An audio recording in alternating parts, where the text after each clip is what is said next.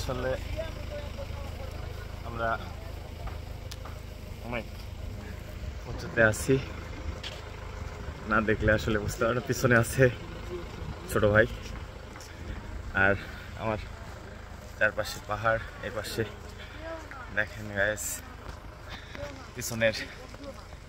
আসলে আমি নিজেও হাঁপায়ে গেছি, অনেক উঁচুতে আসছি। আপনারা ভিডিওটি দেখতে থাকুন। আমার পিছনে দেখতে পাচ্ছেন মেঘ মেঘ, আসলে অনেক সুন্দর।